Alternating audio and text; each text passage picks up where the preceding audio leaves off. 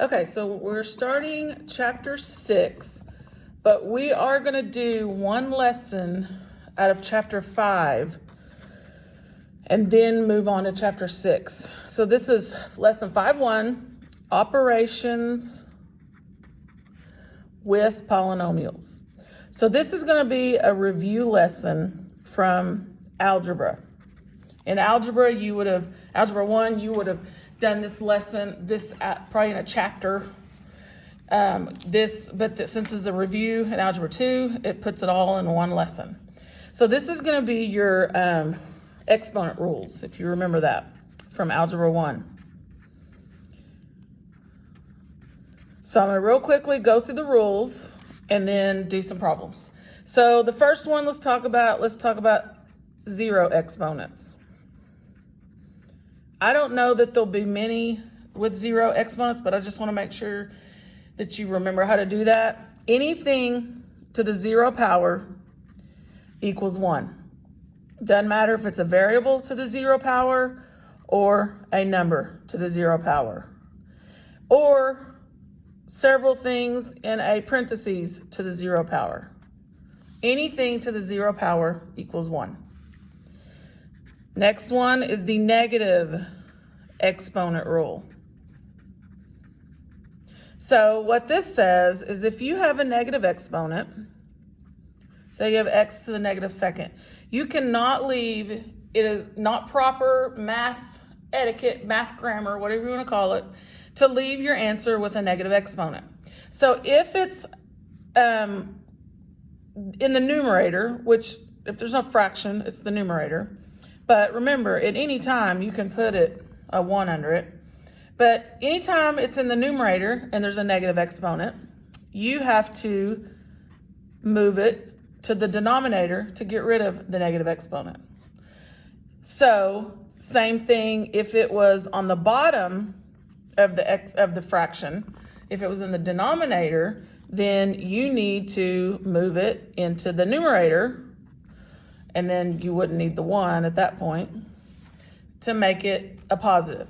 So at all times, anytime in these problems now, if you have a negative exponent, it has to be fixed. It has to be changed to where it's not a negative anymore, which means doing the reciprocal.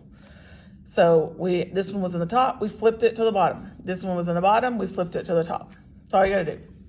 Okay, so now let's talk about the first operation rule. The product rule. So this is when you have two things with the same base. That's the important thing, is they have to have the same base. So both of these have an x as their base. So what you can do is you can combine those, and it's product rule because it's multiplication. So we combine those by keeping the same base, and then we add the exponents. So x to the 5th. It's real simple. Next one is the power rule, or the power to a power rule. So this one, using the same x to the second and third, this would be if it looked like this. So that's a power to a power. So when you have a power to a power, you keep the same base and you multiply the exponents. And then the last one is the quotient rule.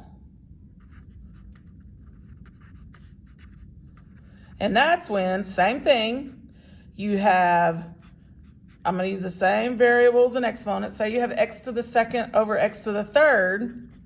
Well, quotient rule, you subtract the exponents.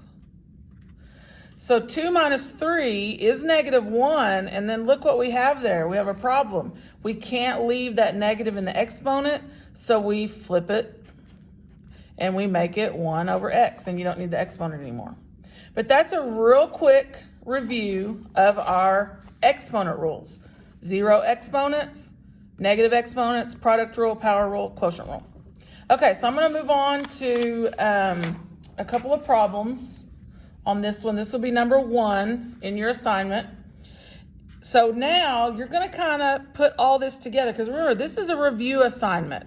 So we're going to start with, we're just going to start with a more difficult problem. We're not going to baby step it up from easy And the main thing is just for you to understand those rules and put them to work. So now what we have is a parentheses with a lot of things in there with one exponent out here. So the first thing you need to do is think of it like the distributive property. Give this exponent to everything in there. So it's going to be negative 2 to the 5th. Keep it in mind that that's going to be parentheses. And then u to the 4th to the 5th, right there's the power rule. So remember the power rule was multiply, so that's u to the 20th. And then w, that's like w to the 1 power. So 1 times 5 would be 5. And then the only thing left to do is negative 2 to the 5th, and you can do that in your calculator. Negative 2 to the 5th, which is negative 32. So your final answer is negative 32, u to the 20th, w to the 5th. That was number 1. Number 2 is going to be a quotient rule problem, but it's going to have a power rule. And it could possibly end up with negatives. I don't know. We'll see. So you have a quotient and you have a power. So you could do a power to a power for both of these, the numerator and the denominator. So it's going to look like this. W to the 2nd to the 4th, so 2 times 4, 8, all over, negative 2 to the 4th,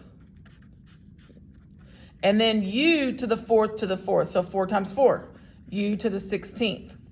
So now to finish this, w to the 8th, and then negative 2 to the 4th, that's going to be 2 times 2 times 2 times 2, which would be 16.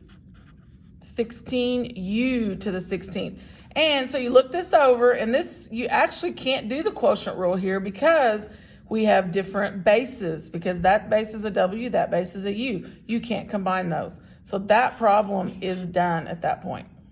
Okay, I'll stop that here and then I'll start another one.